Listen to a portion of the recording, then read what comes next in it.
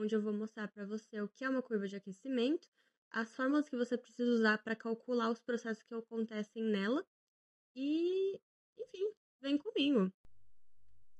Isso aqui que eu estou te mostrando na tela é uma curva de aquecimento.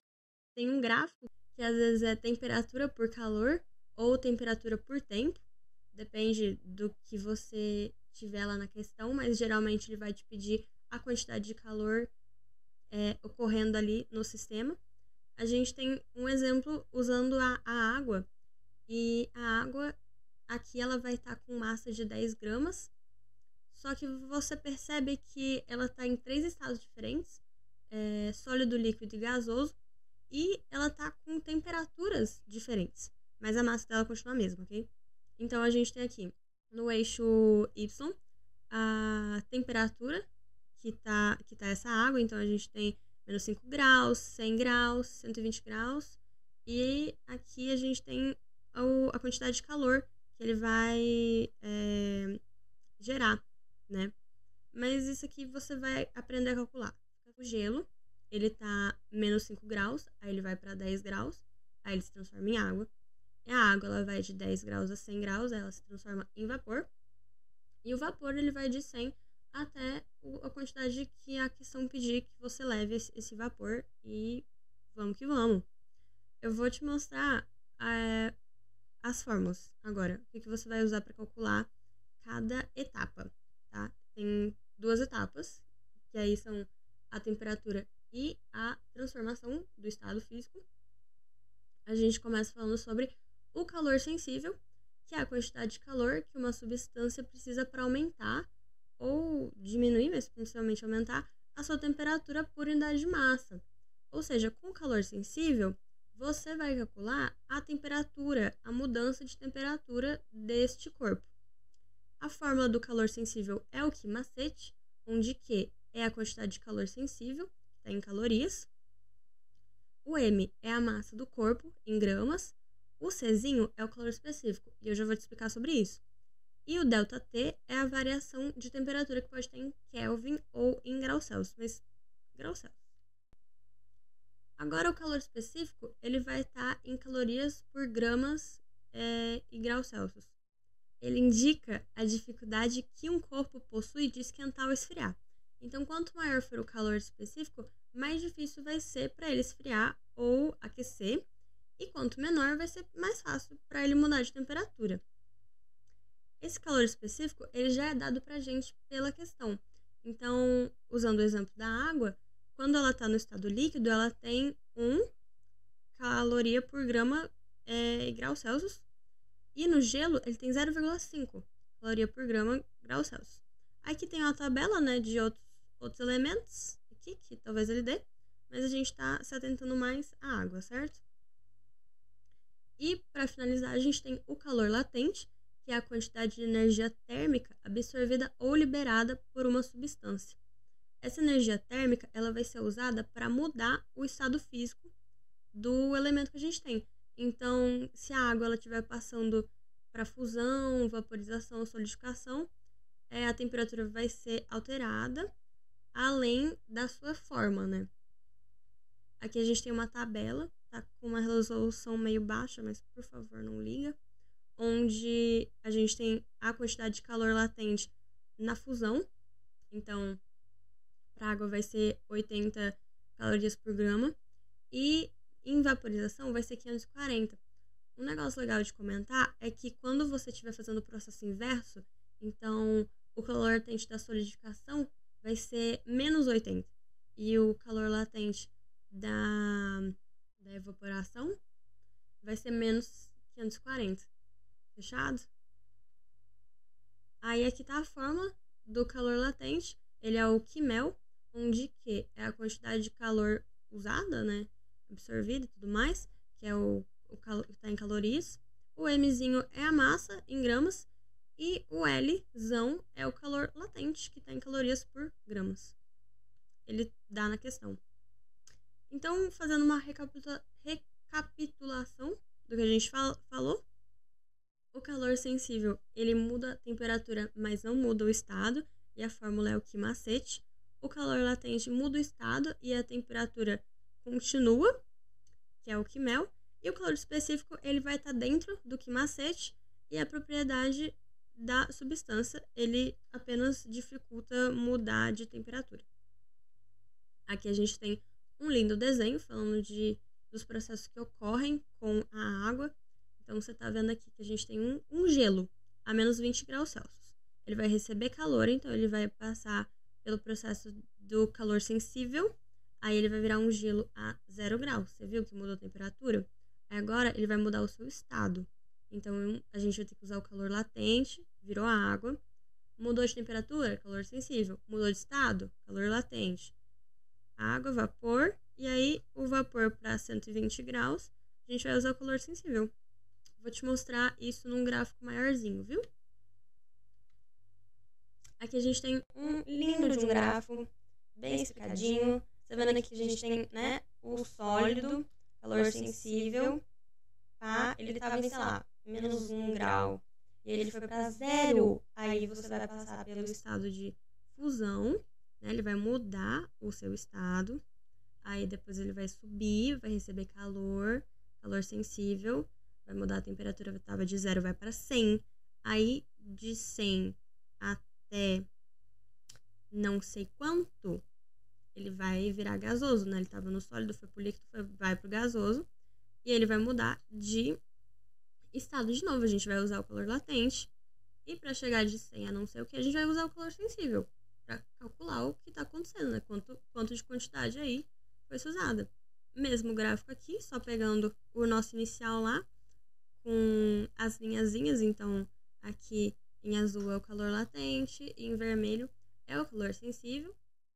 Bom, é isso. Eu espero ter ajudado você a fazer as questões. Realmente é um negócio que você vai aprender fazendo muitas, né? Tendo bastante treino. Mas é bem tranquilo, bem de boa. E você vai ver aí a minha amiga Mariana resolvendo uma questão de curva de aquecimento. Fechou? Obrigada, galerinha! Agora eu vou realizar um exercício sobre curvas de aquecimento.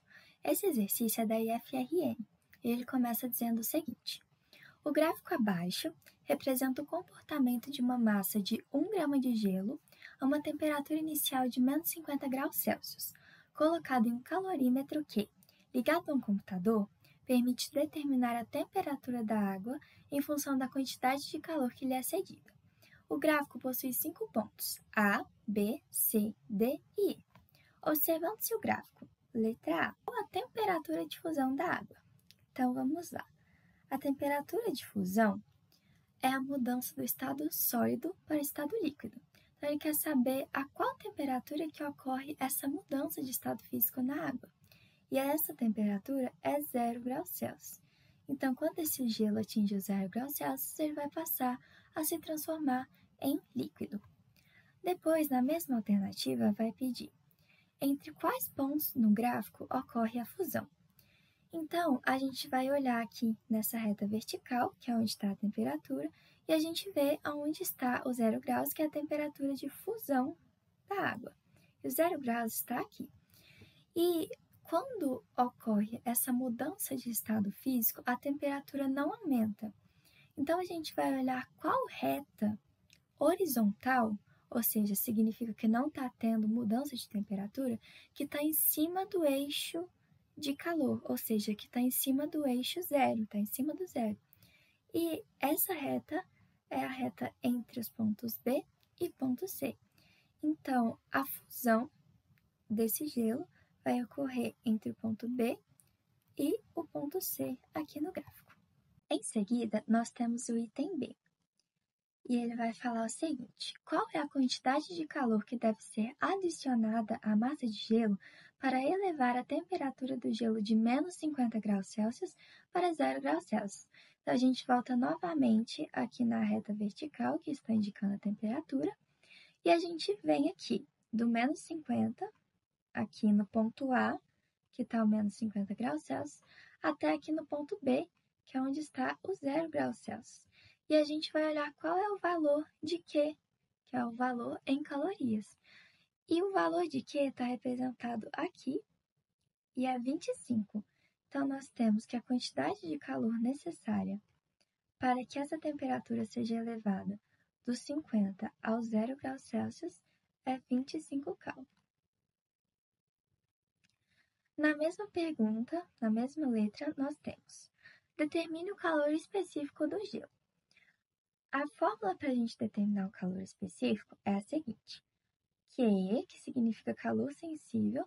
Calor sensível ele vai indicar a quantidade de calor necessária para elevar a temperatura, para ter a mudança de temperatura. Então, nós temos que Q é igual a massa vezes o calor específico vezes a variação de temperatura. Como a gente sabe que a quantidade de calor necessária para elevar essa temperatura de menos 50 até 0 graus Celsius é 25, a gente coloca aqui no lugar de Q, 25. É igual a massa do gelo, que é dada no início do exercício, que é de 1 grama, vezes o calor específico, que é o que a gente quer saber, vezes a variação de temperatura, que é a temperatura final menos a temperatura inicial. Como aqui nós vamos de menos 50 graus Celsius até 0 graus Celsius, nós temos que a temperatura vai variar de 50 até 0, que é 50. Então, a temperatura vai variar 50, vai ficar 25, é igual a 50C. Como esse 50 está multiplicando e a gente quer descobrir o C, a gente passa o 50 para o outro lado, dividindo, vai ficar 25 sobre 50, é igual a C, que é o calor específico. 25 dividido por 50, 0,5 cal por grama grau Celsius. Como aqui a gente usa a quantidade de calor, que é em cal, a gente usa também a massa, que é em grama, e a gente usa a variação de temperatura, que é em Celsius, essa vai ser a unidade de medida. E aqui nós temos o calor específico do gelo. Por fim, na letra C, está pedindo qual é a quantidade de calor que deve ser fornecida ao gelo para transformar o gelo a 0 graus Celsius em líquido a 0 graus Celsius. Então, a gente analisa aqui no gráfico. Como eu já disse anteriormente, durante a transformação de estado físico, a mudança de estado físico, não tem mudança de temperatura. Então, aqui mesmo fala que transformar o gelo a 0 graus Celsius em líquido a 0 graus Celsius. Então, a gente vem aqui. Como a gente já viu que essa fusão vai ocorrer entre os pontos B e C, a gente vai ver qual vai ser a quantidade de calor necessária para essa fusão aqui. A fusão ela ocorre entre os pontos B e C. Então, o ponto C é o ponto final de fusão e ali está sendo necessário 150 cal de calor. E o ponto inicial aqui da fusão é a 25 cals de calor.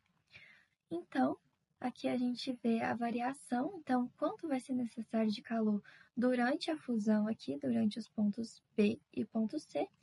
Então vai ser 105 menos 25, que é igual a 80 cal. Nessa mesma letra, está pedindo também para determinar o calor latente de fusão. Já a fórmula do calor latente é a seguinte: Q, que é a quantidade de calor sensível, é igual a massa vezes o calor latente. Como a gente sabe que a quantidade de calor necessária para essa mudança de estado físico é 80 cals, que a gente acabou de resolver, a gente coloca 80 aqui, é igual a massa do gelo, que é 1 grama, foi dada no início, vezes o calor latente, que é o que a gente quer descobrir. Então, esse 1 está multiplicando, ele passa para cá dividindo, vai ficar 80 dividido por 1 é igual a L. 80 dividido por 1 é 80, então o calor latente de fusão desse gelo vai ser 80 cal por grama. Por que cal por grama? Porque aqui a gente usa a quantidade de calor que é dada em cal e a gente usa também a massa que é dada em gramas. Então, esse aqui é o calor latente de fusão do gelo. E é isso.